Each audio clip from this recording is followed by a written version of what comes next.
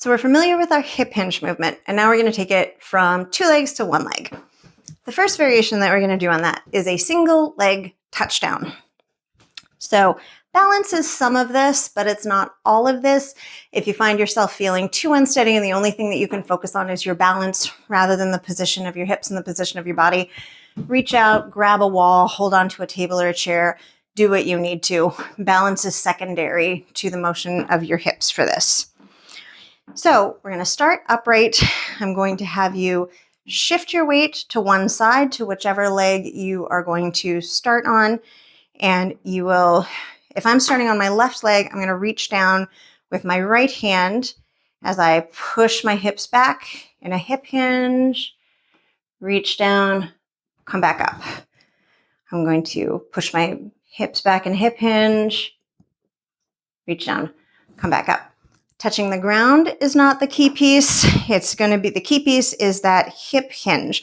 So making sure that I'm hinging back and then pushing my hips forward to come back up, that we're not just leaning over to get it. We really want to focus on our hip hinge, but one leg at a time. That's option 1. Single leg touchdowns are pretty simple, pretty straightforward. We're not paying much attention to any part of our body other than our hips. From there, once that feels really steady, we can build into a single leg Romanian deadlift, which, as the length of the name implies, is going to feel a little bit more serious. So for a single leg Romanian deadlift, we will hold a weight. It doesn't have to be a heavy weight. We're going to start with the weight in both of our hands together. If you can hold it in a way that your palms face in, that is going to be great. For this one, what we will do is, like our deadlift, you're going to keep the weight going straight down to the ground. Keep it in line with your body, so close to your body. You should start by kicking back with one leg and reaching down, coming up.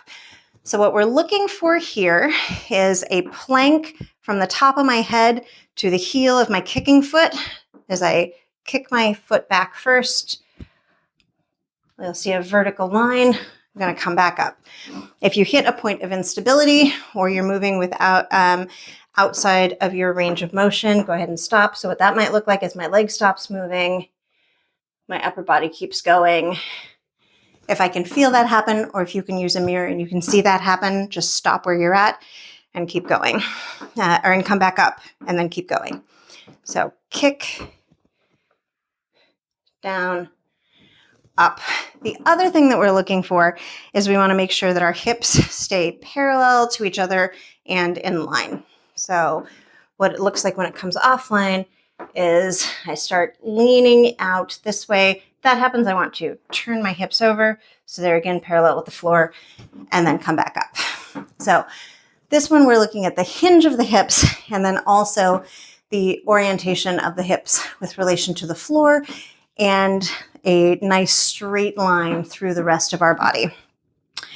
You'll start with the weight in both hands, and once that starts feeling too easy, you will put the weight in the hand opposite the standing leg. So if I'm working on my left leg, I'm going to hold the weight in my right hand.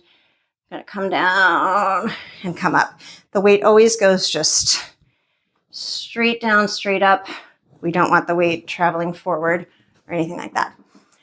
Those are our single leg touchdowns, and single leg Romanian deadlifts are 2 unilateral hip hinge movements. That's your turn.